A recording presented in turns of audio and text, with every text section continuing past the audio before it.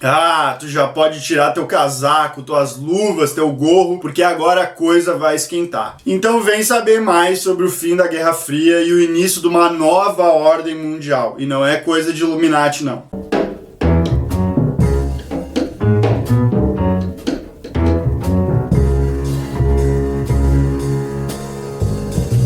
Então, a Segunda Guerra Mundial, que durou de 1939 a 1945, foi um período conturbado da história, com a destruição de diversos países e vastas perdas humanas. Com o fim da Segunda Guerra Mundial, a gente passa a viver um período chamado de Guerra Fria. Nesse cenário, então, consolida-se duas forças hegemônicas e antagônicas. De um lado, então, a gente tem o bloco capitalista, capitaneado pelos Estados Unidos, com uma economia liberal ou de mercado, e por outro lado, a gente tem a União das Repúblicas Socialistas Soviéticas, com uma economia planificada ou ditada pelo Estado. Então, primeiro, tu deve estar se perguntando por que Guerra Fria? Bom, porque foi um conflito muito mais econômico, político e até de certa forma ideológico do que um conflito armado direto. Estados Unidos e União Soviética não se enfrentaram diretamente, colocando em ação, colocando em uso todo o arsenal bélico que possuíam.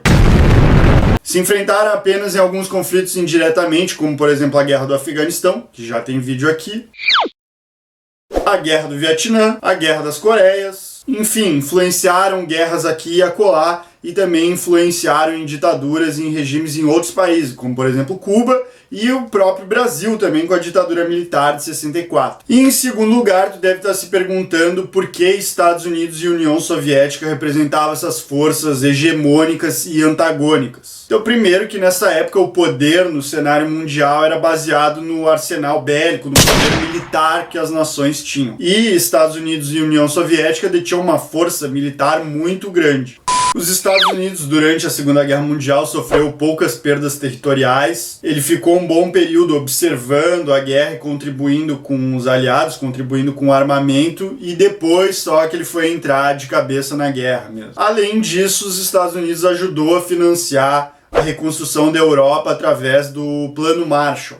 E a União Soviética se afirma como uma potência militar e econômica da época, porque teve sua economia pouco impactada com a crise de 1929, diferente de outros países como o próprio Estados Unidos. A União Soviética estava se industrializando a passos largos, e isso contribuiu com a sua economia, e além disso foi uma das principais responsáveis pela derrota lá do cara do bigodinho. Com o fim da Segunda Guerra Mundial foram feitas uma série de tratados e acordos entre o bloco capitalista e o socialista, e um deles dividia a cidade de Berlim, criando então a Alemanha Oriental e a Alemanha Ocidental. A Alemanha Oriental sob o domínio socialista e a Alemanha Ocidental sob o domínio capitalista. E foi construído um muro ali em Berlim para dividir a pureza do socialismo das desigualdades do capitalismo. Com o passar do tempo, as economias capitalistas se modernizaram e a economia socialista ficou estagnada, ficou parada no tempo, o que gerou muitas crises para a União Soviética.